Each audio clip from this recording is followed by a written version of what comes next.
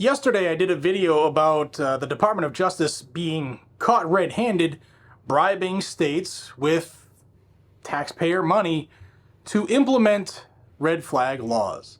If you haven't seen that video, please do. Watch it above. It's important for you to understand exactly what's going on as we move forward, because one of the states that held off on the initial bribe because they didn't have the appropriate due process required under the Bipartisan Safer Communities Act, well, they just filed a red flag law in their state, and they're looking to get that federal money. Guys and gals, this is something that's going to unfortunately be more popular than we would hope, because every state in the union has their hand out for free money when it comes to the federal government. That's why we have things like speed limits and the smoking age and the drinking age.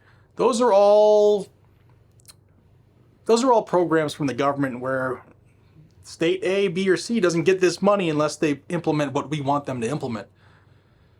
And red flag laws is the next thing. Been talking about this for a year, and now it's finally come to fruition. I will pin that video I did above, that I did yesterday, and also pin a video above on contacting your legislators. I did it live. I recorded me contacting my U.S. senators here in Tennessee, and I did that because I want you guys and gals to realize just how easy it is to call these swamp creatures. And Wisconsin, you're going to have to call your representatives. Link will be down below, because Wisconsin is hoping to have a red flag law passed so that they can get that federal money. Wisconsin's bill is Assembly Bill 350. I will have a link to it down below, but all you really need to know is this part. This bill creates an extreme risk protection, temporary restraining order, and injunction to prohibit a person from possessing a firearm. Under the bill, either a law enforcement officer or a family or household member of the person may file a petition with a court to request an extreme risk protection injunction. The petition must allege facts that show the person is substantially likely to injure himself or herself or another if the person possesses a firearm. We should just make murder illegal, I guess. Imagine that. And notice it's only firearms. Like, people can hurt themselves or others with all kinds of tools. It's a tool. That's all it is. A gun has never killed anybody. It's the person who's doing the ill will with said tool. Hammers, fists kill more people than guns. Fists do. It's crazy, but the liberals don't want to take away your fists. They want to take away your guns.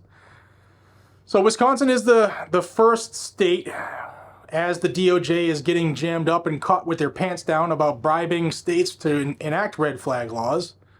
Wisconsin has stepped up and said, we'll take that money. Give it to us. Look what we can do. I'll have a link down below to figure out who your Wisconsin state representatives are. Call them. Guys and gals, even if you don't live in Wisconsin, feel free to let these Wisconsin swamp creatures know what freedom actually is.